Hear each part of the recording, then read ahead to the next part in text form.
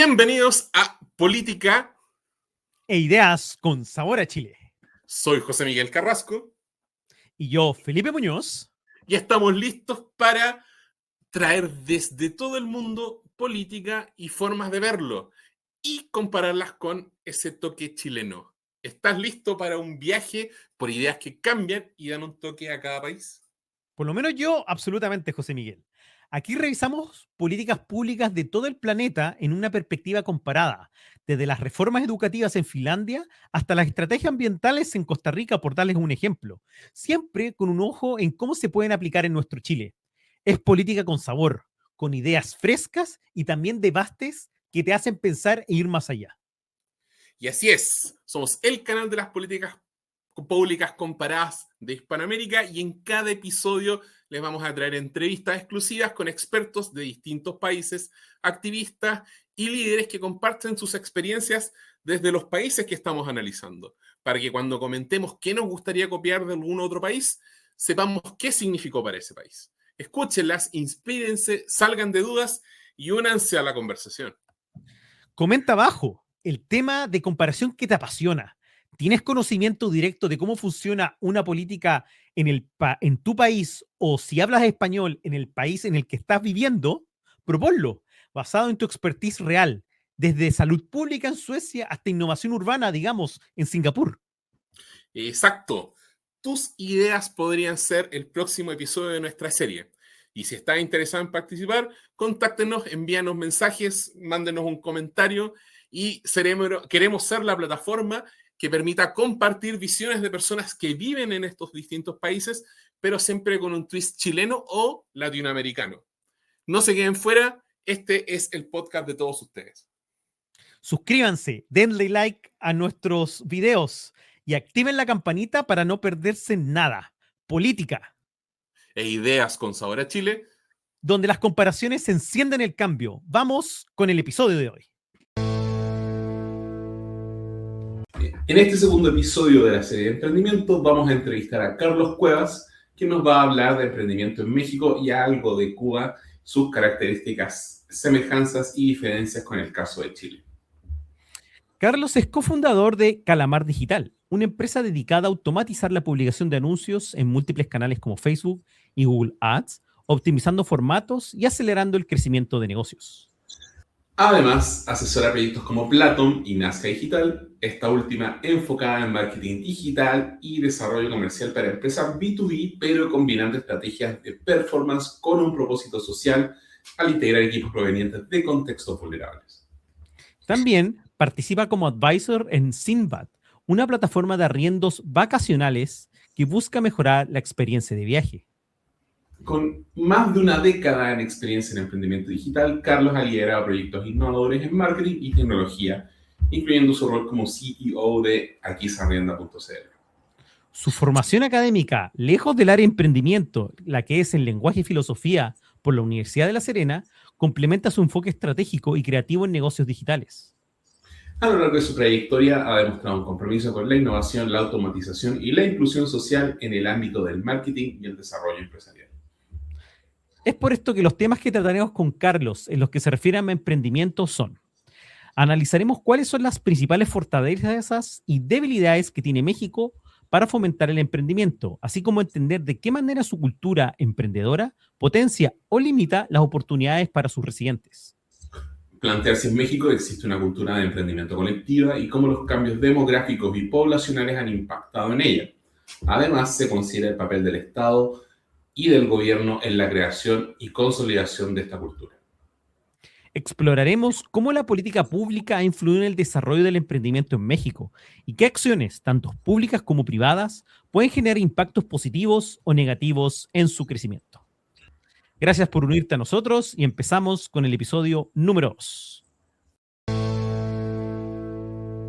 Hola a todos, bienvenidos a este nuevo capítulo de Chile, el mejor país de Chile. Hoy día tenemos un invitado bien especial, que es Carlos Cuevas, y él nos va a hablar de emprendimiento y él ha sido emprendedor tanto en Chile como en México y en otras partes también conoce.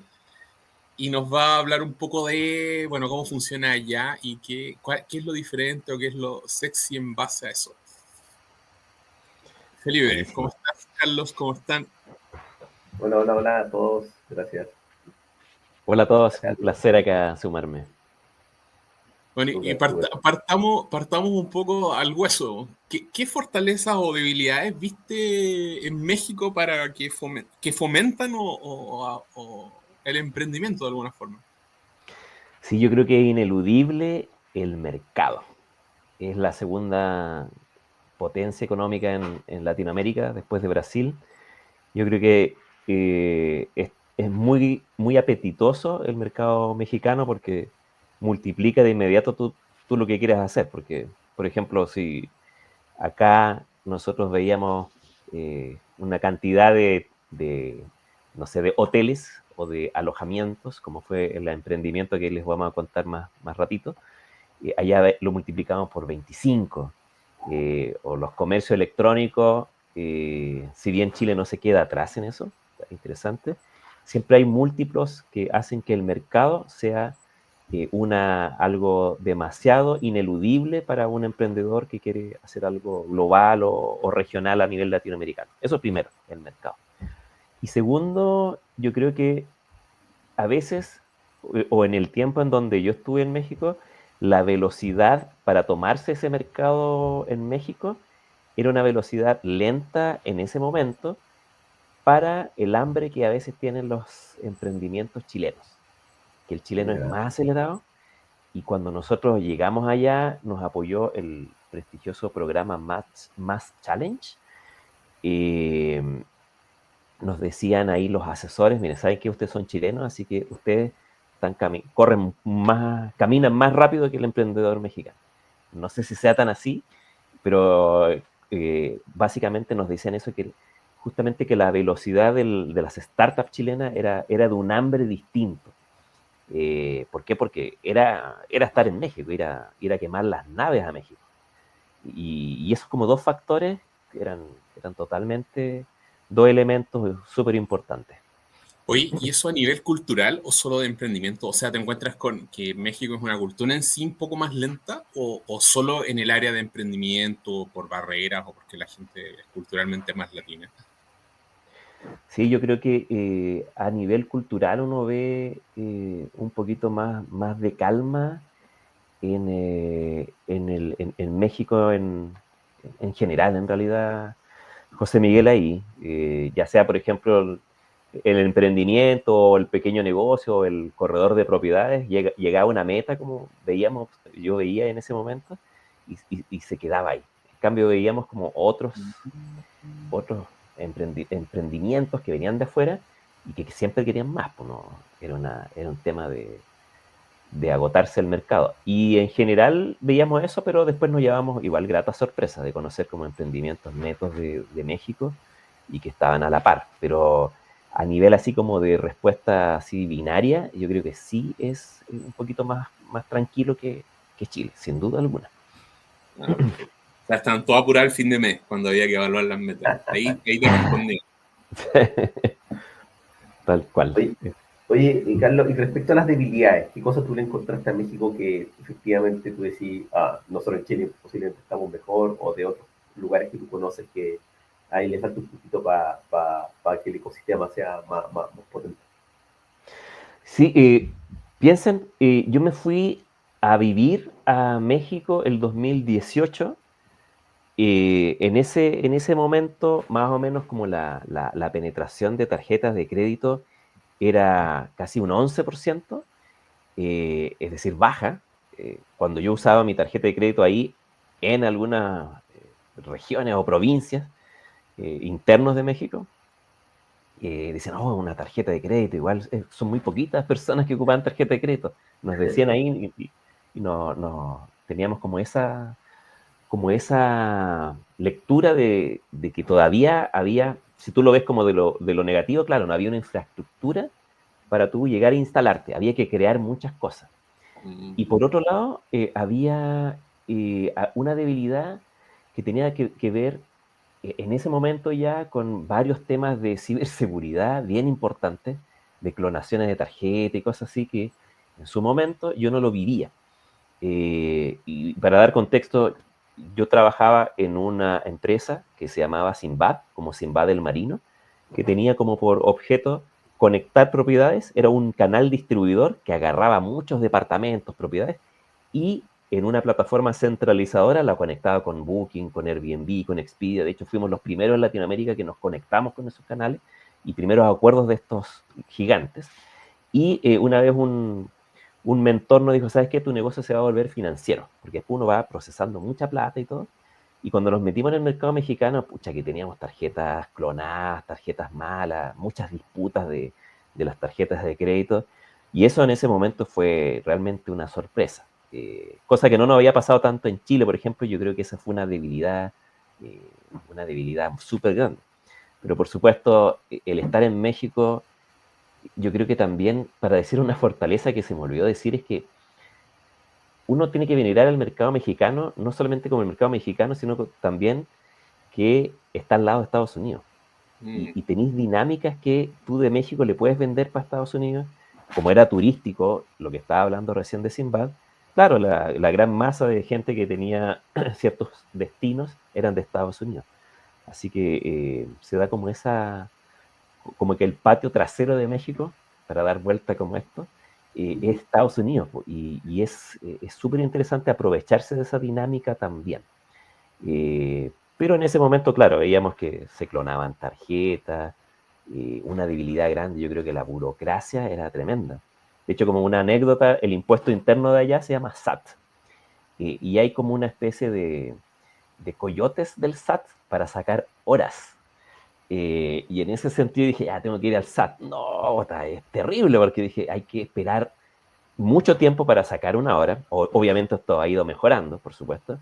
No. Pero estoy hablando hasta el 2022, 2023, yo pagaba ahí a un coyote para que me sacara una hora al SAT y en ese sentido ir y tomar esa hora. Es decir, la burocracia igual es algo propio, digamos, de un país que va creciendo, se está digitalizando y por supuesto eso. Ahora, como terminar este punto, esta idea, por supuesto para algunos colegas emprendedores o gente que está en algunos estados, igual es peligroso. Hay cosas jurídicas que no son respetadas en estados que son muy peligrosos.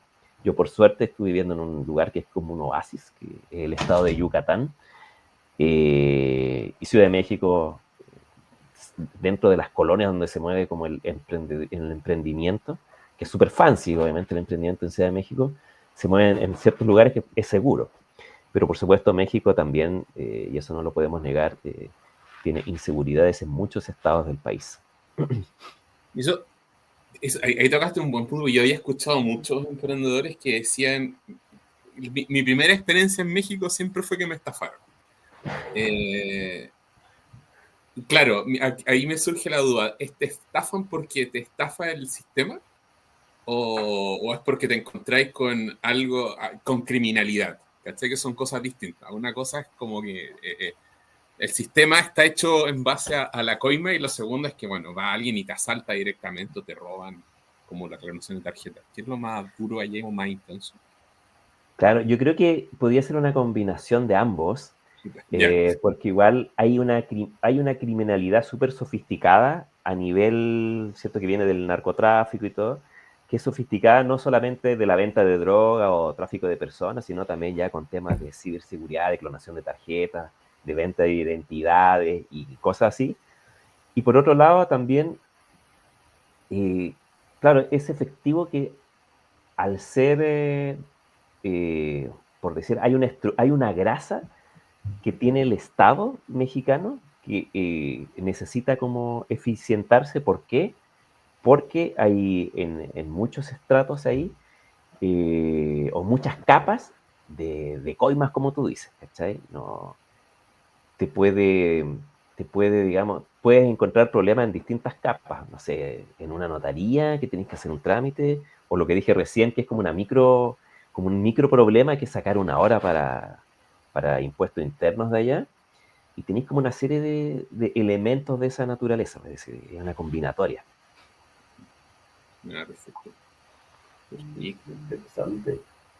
Interesante. Oye, volvamos un poquito al tema de la cultura.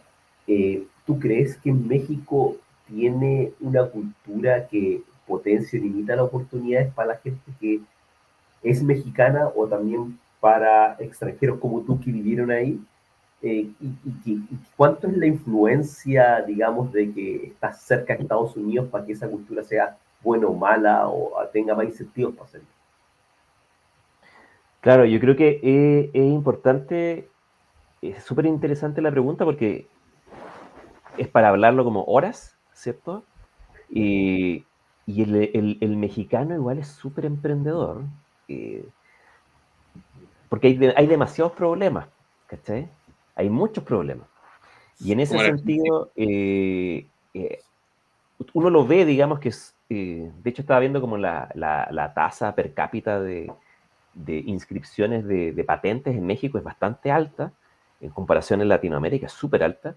Claro, y son muy inventivos en ese sentido. Hay muchas, la creatividad mexicana es algo que uno puede aplaudir en ese sentido. Resolver problemas cotidianos, ¿cachai? Y eso es como, hay como una voluntad de salir adelante porque el Estado no te, no te va a proporcionar esa ayuda. Así que hay como una cultura de emprendimiento que se ha ido sofisticando cada vez más. De hecho, por supuesto, ahora hay más startups que nunca. Los fondos de inversión más importantes están en México y en Brasil, en Latinoamérica. Y la cultura que, ¿cómo se llama?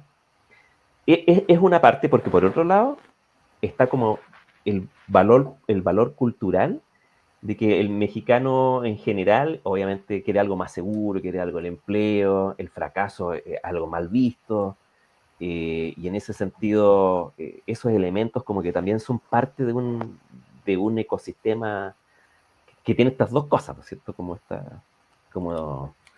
como decía Nicanor Parra, una mezcla, ¿cierto? Un embutido de ángel y bestia, ¿cachai? Uno va viéndose en ese sentido dos elementos que conviven ahí, porque hay una fuerza emprendedora, que es una cultura que uno la ve ahí, y por otro lado también ve ese elemento,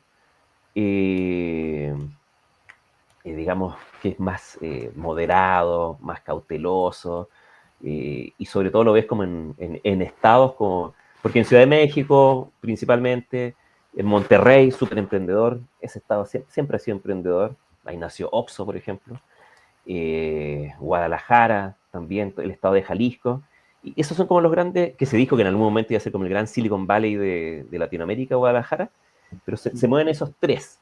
En los otros lugares les falta fuerza. De hecho, no, quizás podríamos decir que a nivel de alto impacto es casi inexistente. Se concentra mucho en esos tres estados. Esa es otro problemita también que podríamos decir que la cultura es muy distinta en cada estado y a nivel de cultura emprendedora están en estos tres estados específicamente. Oye, dentro de eso mismo, ¿funcionan colectivamente? Estoy haciendo el símil un poco como en Chile. En Chile recién estamos empezando este tema de las asociaciones y los emprendedores trabajando juntos. Oye, pasaba mucho, lo hablaba en algún momento con un director de Corfo en el sur, que decía, estaban las empresas como de utilidad de 60 millones, que era, finalmente el emprendedor se aburría de emprender y contratar gente porque es un cacho, que la gente no trabajaba bien, entonces al final decidía, y en vez de colaborar con otros, trabajar solo. Y como trabajaba solo, buscaba una cantidad de plata que lo dejara feliz y listo. Entonces no hacían grandes emprendimientos. Y eso limitaba, por lo tanto, generar emprendimientos a gran escala, grandes empresas. En México es parecido, se asocian más, viven más solos los emprendimientos. ¿Cómo funciona allá a nivel social? Sí, ha ido cambiando. Yo creo que ese proceso, lo que yo observé allá, que, a ver, separaría, así como los estados como principales, donde había una cultura asociativa mucho más potente, eh, de agrupación más. En cambio, en otros estados donde me tocó a mí vivir, que es Yucatán, que, claro, podríamos decir que es bien es grande, 900.000 personas ahí, era como Concepción de tamaño y todo, pero claro, no había como una agrupación de emprendedores digitales, por ejemplo, y era como 20 años retrasados con relación a las iniciativas que tiene Chile en ese sentido.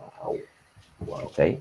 Pero Ciudad de México está tanto a la par, o quizás un pasito más arriba que Chile. ¿Por qué? Porque está en el centro de Latinoamérica y está al lado de Estados Unidos. ¿Sí? En ese sentido, ¿qué crees tú que para ayudarte a reforzar la pregunta? ¿Primero nos asociamos y crecemos o primero crecemos y después nos asociamos? ¿Cuál es lo que has visto tú que es la implicancia más correcta o lo que se dio en México y lo que se daba acá en Chile? Yo creo que es importante el tema asociativo, cosa que en un momento como que lo despreciaba. A veces muy huevo a la gallina, porque ¿qué hace que tu ecosistema vaya surgiendo, que tú tengas un unicornio y eso motive, ¿cierto?, a muchos emprendedores a decir, yo quiero ser como eso, esto nació así. Pero por otro lado, y creo que lo que hizo Startup Chile en ese momento fue generar como al inicio una asociatividad trayendo talento de afuera, ¿cierto?, para reunir a talento, como fue en el siglo XIX en Chile, que trajeron mucha industrialización, ¿cierto?, en el sur de Chile. Esto más o menos fue como parecido y nos abrió la cabeza para nosotros decir, voy a esta red que se llama Startup Chile, ¿cierto?, para ir conociendo de qué se trata emprender digitalmente. Y ahí comenzó a armar las redes. Yo creo que en México es parecido a lo que se hizo en Chile en su momento. Ahí después puedo hablar de lo que hizo, lo que se llamaba el Corfo para los emprendedores, que se llama el INADEM, que ahora ya no está, ¿cierto?, se eliminó, que tenían como elementos que reforzaban. Ahora yo creo que el mundo privado en México está haciendo esa asociatividad. Los encuentros de BBVA en calle Reforma son, digamos, súper importantes para justamente ir como haciendo que el sistema sea como mucho más, que se junte más el ecosistema. Pero yo creo que si hay que optar por una, yo creo que hay que asociarse primero para justamente dialogar. Y del diálogo, ¿cierto?, de ese diálogo van saliendo los impulsos individuales. Oye, y el avance del emprendimiento entre lo mismo ha venido desde un cambio demográfico, porque también ha ido pasando y también ha pasado en Chile que cada tiempo que ha ido avanzando, bueno, ahora somos más viejos, pero aparte tienen más población más capacitada. Entonces, en algún momento la investigación te estaba surgiendo que, claro, los que estaban ganando sueldos bajos eran los más viejos porque tenían menos capacitaciones, estaba surgiendo gente joven que, como tenía formación, estaba emprendiendo o estaba ganando más sueldos altos, y eso cuando se metían en promedio se ocultaba. Entonces, México, de cierta manera, el emprendimiento es joven, es viejo, se trata de impulsar que sea joven. ¿Cómo lo viste y cómo has visto también que cada vez se están metiendo más gringos a vivir a México? Creo que alcanzaste justo a ver un poco de eso, como más intenso. Sí, totalmente. De hecho, creo que el emprendimiento es joven, sí, es un emprendimiento joven. Y además que tiene características propias digamos, de lo que se estaba viviendo en el momento, muy no sé, los años de pandemia, entre 15 a, no sé, 35 años, yo creo que ahí era como el gran grupo de usuarios digitales que yo logré reconocer que había que apuntar ahí para justamente ir buscando como nuevos emprendedores. Estaba como ahí concentrado porque más allá de eso ya había una resistencia mucho mayor a emprender, ¿cachai? A tomar más riesgo en ese sentido. Ahora, por supuesto, la cultura emprendedora que ha ido avanzando, eso ha sido a nivel global, ¿cierto? Que hay mucho mayor ganas de emprender y todo, pero en este público joven, sin duda alguna, ese es lo que mayor va moviendo al emprendimiento en México. Es lo que yo vi en general, ¿cachai? Oye, ¿no? Y bueno, igual nos adelantaste un poquito en tus respuestas anteriores, pero eh, puede que hayan otros factores que nos vayas a mencionar ahora, pero ¿qué papel ha tenido el Estado, el gobierno en la creación de una cultura de emprendimiento en México? ¿Ha sido central a nivel estatal? porque posiblemente a nivel federal hay iniciativas, bueno, a nivel estatal también hay cosas interesantes. ¿Cómo fue tu experiencia ahí? ¿Qué más o menos te funciona? Sí, y mira, el, yo creo que acá es interesante que en México el presidente se elige cada 6 años, ¿cierto? Hay un sexenio. Y lo que tuvo el presidente del opositor, en el siguiente sexenio es probable que empecemos todo de nuevo. Yo cuando comencé el 2018 ya, claro, estaba INADEM, ¿cierto? Que era el Instituto Nacional del Emprendimiento, ¿cierto? Y era como un Corfo que invertía en ese momento, tenía como un Corfo, por decirlo así en términos chilenos, como de $100.000, más o menos. Y era súper interesante. Para empresas incluso de afuera que quisieran ir a México. Y había como subsidios de esa naturaleza.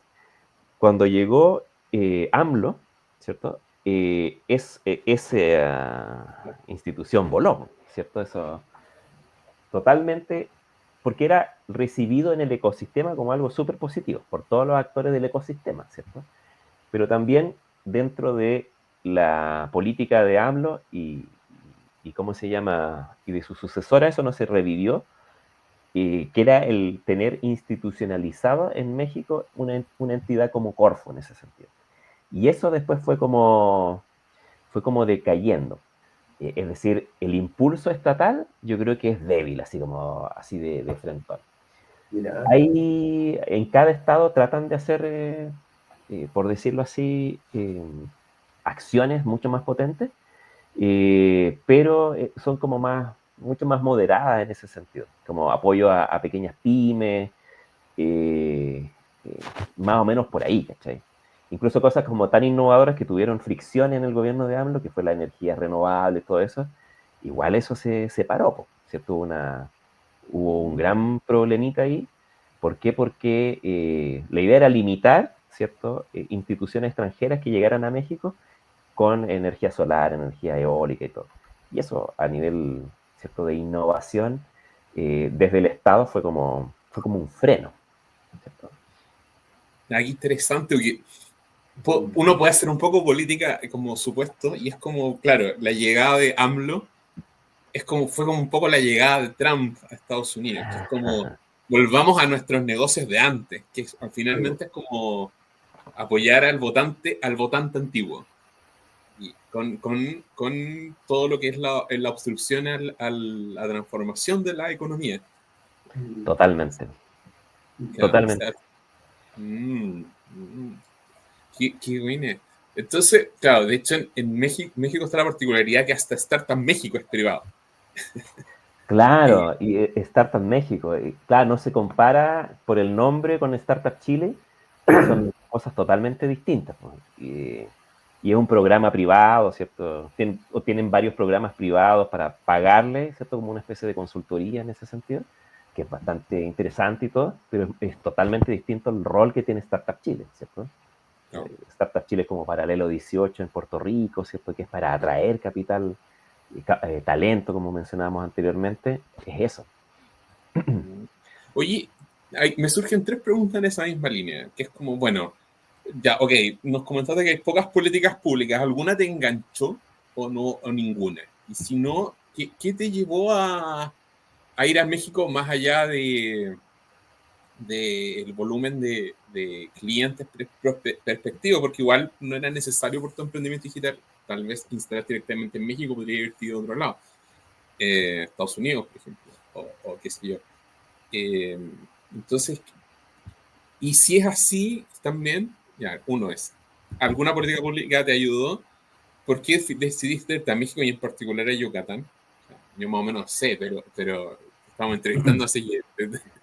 Y lo tercero es, bueno, ¿y qué políticas privadas o qué estructuras privadas te ayudan? O sea, ya, ok, para un emprendedor pensando en ir a México, ya nos comentaste que Guadalajara, Monterrey y Ciudad de México son como los lugares que hay que mirar, y si es así, bueno, ¿qué te engancha a ir para allá o qué no te engancha a ir para allá?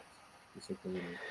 Claro, sí. De hecho, como que México, así como en el momento de pandemia, atrajo talento, pero no por una política de Estado, sino porque ahí llegó un montón de, por ejemplo, desde freelance, así como, o nómades digitales, porque México, recordarán ustedes, estaba abierto, y es más, a mí me tocó pasar por Cancún, Playa del Carmen, era fiesta en pandemia, era una cuestión así, heavy así. Donde yo vivía en Yucatán, había más cuidado, más seguridad, pero nunca como ocurrió en Chile, que estaba cerrado. Cerrado, pues creo que uno no podía salir a la calle, tenía que uno pedir un permiso para moverse y todo.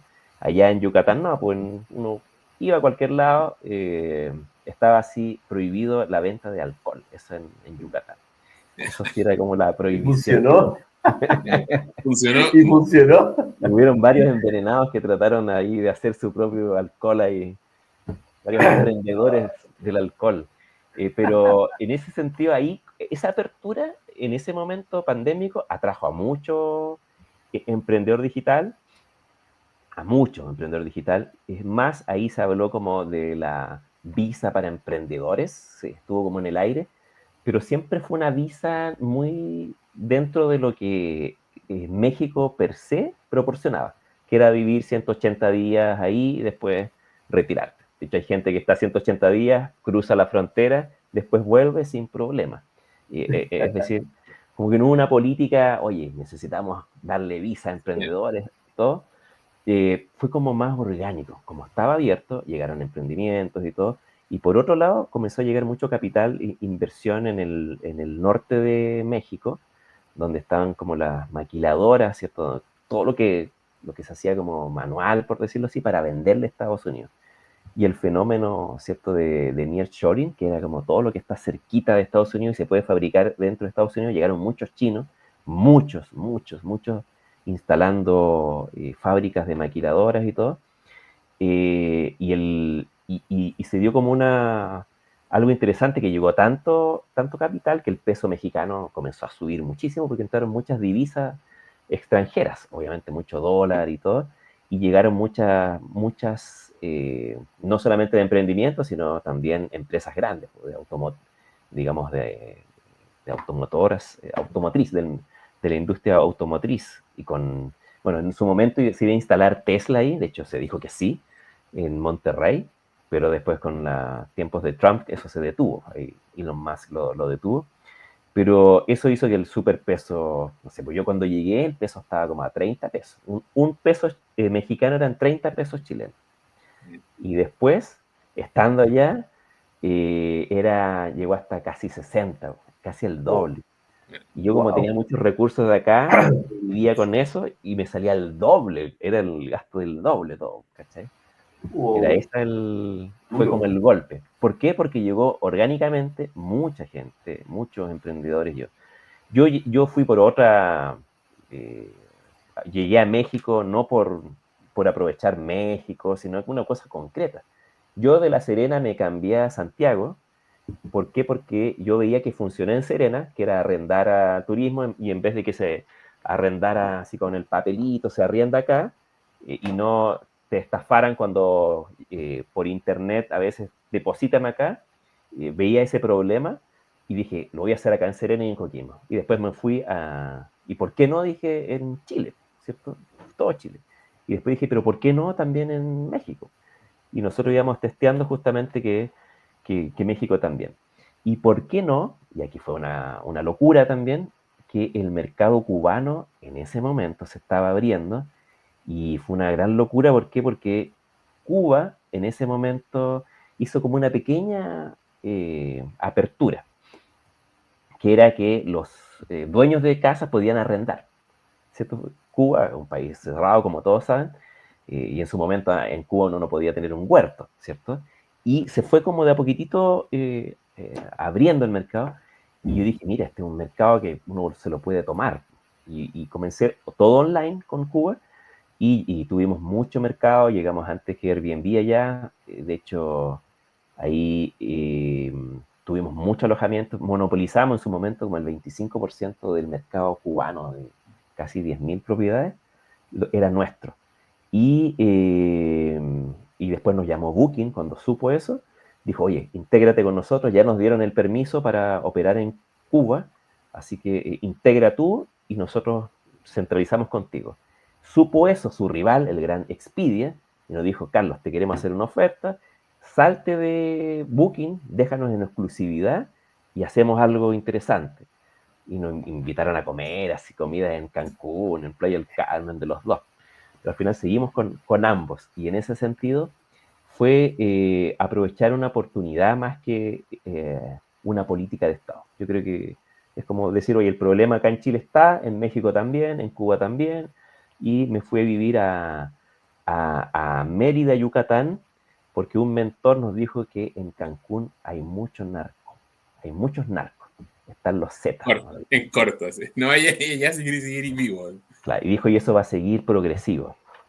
Y en Mérida es muy tranquilo, es más tranquilo que Canadá, nos dijo, porque era canadiense este mentor. Y hay muchas universidades, tú te puedes aprovechar de eso. Y ahí me quedé 6 años, del 2018 al 2024. Hasta el comienzo del 2024. Era aquí de vuelta en Chile quizás por un tiempo, ahí vamos a ver. Oye, entonces, como que ya de todo lo que nos has comentado un poco, y creo que de ahí que Felipe va a cerrar con la última pregunta, pero da la idea de que como que uno se va a instalar a México, pero porque tiene su plan para trabajar hacia otros países o con otros países. Un poco, claro, plantas se van a instalar a México, pero para venderle a Estados Unidos. Uno instala servicios para venderle a Cuba o a los países de Centroamérica, o para hacer un soft landing latinoamericano más amistoso y tener posibilidad de igual arrancar rápido a Estados Unidos porque está cerca. Un poco siento que ese es el atractivo de México, más que a explotar el mercado interno. Sí, buena pregunta, súper buena pregunta, porque el mercado mexicano, tú tienes que tener una paciencia estratégica súper grande, porque es lento tomarse el mercado. Le pasó a Airbnb también, que le costó al inicio, y le costó a muchos emprendimientos, que es un mercado lento, porque hay mucha desconfianza, muchos tratos hay que cerrarlos culturalmente ahí cara a cara, ¿no es cierto? Con un tequila. Es una cultura mucho más cercana y tiene estas cosas mucho más sociales y todo, no es como, en algunos casos no es tan racional, me decía un emprendedor gringo, que tú tenés que, no te valoran quizás por un buen acuerdo, decía. Este es el mejor acuerdo, pero me eligieron a otro, ¿por qué? Porque le cayó mejor. Es muy ilógico, decía. Pero México es surrealista, también tiene cosas... y esa paciencia se ve recompensada, eso sí, pero se demora. Pero tiene este otro puente, que claro, a veces tú cierras con uno que está en México y es una empresa de Estados Unidos. Tú puedes hacer ese salto, como también me pasó a mí después que en el emprendimiento Sinbad la pandemia lo mató. Después tuvimos una empresa de Biblias que era de México, pero su sede en Estados Unidos, y comenzamos a escalar ahí, no escalar, sino saltar ahí a México con esa empresa también. Pero muy buen punto ahí. Uno puede tomar a México por su mercado interno, que es más lento y todo, pero también como medio trampolín o como medio atalaya que te hace ver a Estados Unidos. Y dentro de eso mismo es el factor que pesa ahí en el mercado interno, es la desigualdad o simplemente la demanda. Porque también te da la idea que México sigue siendo latinoamericano y por lo tanto es impresionantemente desigual también entre economía formal e informal, que también la droga está presente y por lo tanto hay ricos que no que son ricos pero que no pueden decirlo. Sí, totalmente. Claro, es que sin duda hay una gran demanda por ser un país gigante, pues estamos hablando de ¿cuántos? 130 millones de personas, ¿estarán? Sí, no, 140. Es súper grande la demanda. Tú tienes un producto o te especializas en, no sé, en un producto y ya con eso le vendes a todo México, ¿cierto? Multiplicas tu mercado. Pero claro, y ahí hay mucha desigualdad, sí, pues hay mucha desigualdad. Yo diría que más que en Chile. Lo que me tocó apreciar y leer un poquito es que es súper desigual y uno lo nota en cada estado que uno visita.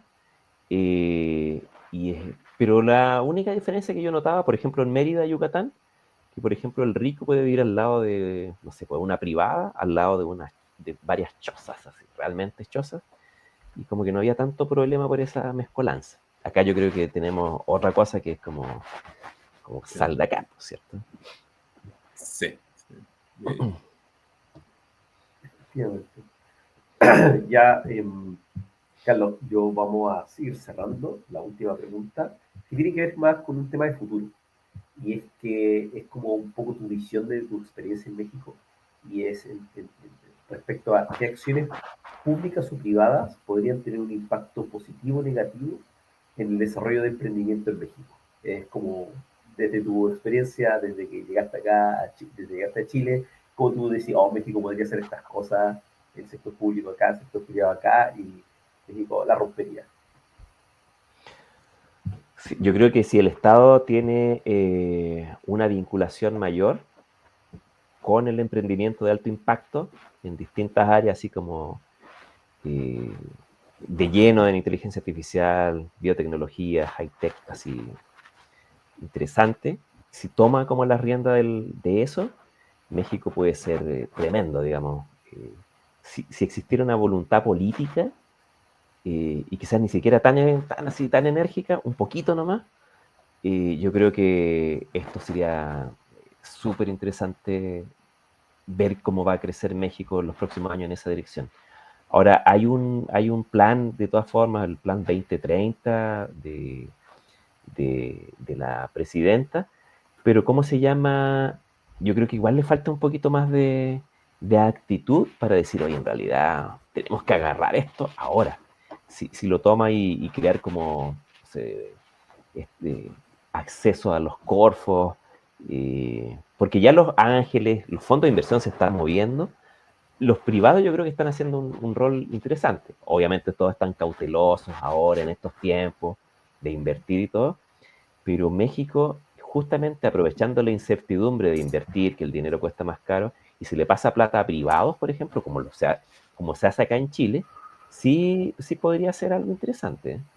Yo creo que México, teniendo Estados Unidos al lado, puede ser una cosa maravillosa. No sé si en tiempos de Trump o posterior a, pero eso. Oye, ¿y México o Chile? Yo creo que el chileno tiene como la obligación de saltar. Creo que Chile es muy pequeñito. Onda digitalmente. Yo creo que es importante el tema de que uno no puede estar solamente en Chile. Ya lo decían en su momento los que, ¿cómo se llama? El Corner Shop decía, no, hay que como mirar en paralelo casi, porque eso te da como un peso específico más grande para levantar capital, para que tú sabes que tienes que saltar, tienes que desprenderte de Chile, porque Chile es chico igual, Chile es pequeño. Es un buen laboratorio, ¿cierto? Para hacer testing, para hacer pruebas, pero yo creo que si eres chileno, siempre vas a decir Chile y más, ¿cierto? Y no vas a dejar de decir Chile, sino porque Chile es bueno para testear en micro. Pero si querés crecer, ándate para afuera. ¿Ah? Pero si querés crecer, ándate para afuera. Ándate para afuera. Y la respuesta es Chile-México. Chile-México, ya. Oye, y dentro de eso mismo, hoy en día ya tenemos a Carlos en Calamar Digital. Oye, cuéntanos un poco en qué estáis ahora, cuáles son los planes, un poco, y los desafíos tuyos, porque tú tenías una historia súper interesante, porque yo siempre digo, mira, siempre hablamos con ingenieros y que los ingenieros, en Chile tenemos una ingenieritis, que todos son ingenieros, pareciera que todos se ven ingeniería en medicina e ingeniería en derecho, pero la gente de otras áreas también está muy metida en emprendimiento, en tecnología, y pero de hecho tú eres profesor de lenguaje castellano en la época tuya, y siempre encuentro admirable el hecho de haber hecho toda una transición para lo que está ahí ahora. Entonces, te doy el micrófono para que nos contéis en qué estáis y qué se viene de Carlos Cuevas para el futuro. Sí, totalmente, porque yo estudié lenguaje, filosofía y lenguaje en la Universidad de La Serena, castellano y filosofía. Después me puse a emprender, después comencé el emprendimiento y salté a México y la empresa Sinbad, ya les adelantaba un poquito en pandemia, claro, el turismo murió. Yo también veía que el turismo es una empresa azotada por cualquier cosa, ¿cierto? Que era o Donald Trump en su momento, que ahí tuvimos que dejar Cuba.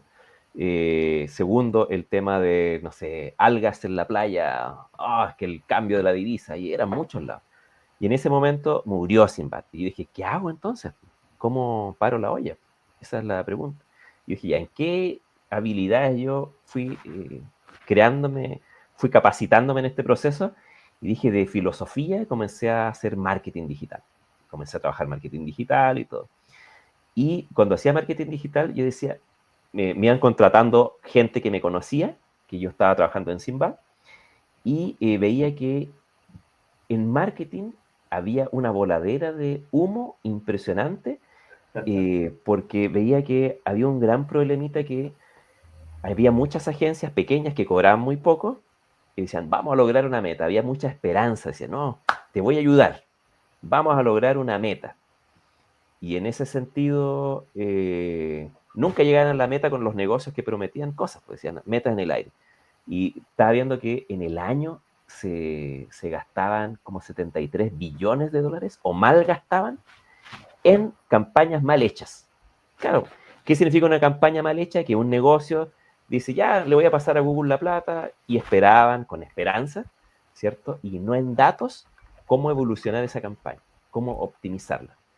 Y una campaña se optimiza básicamente con mucho trabajo manual, mucho trabajo tedioso, decisiones, y ahí dije, mira, que hay un problemita. Y en ese momento yo estaba trabajando como freelance y todo, y resulta que el 2020 más o menos, 2019, conocí a Fernando, mi cofundador en Calamar.digital, uno de ellos, que me hacía clases de Machine Learning, ¿cierto? Que es como el corazón de la inteligencia artificial.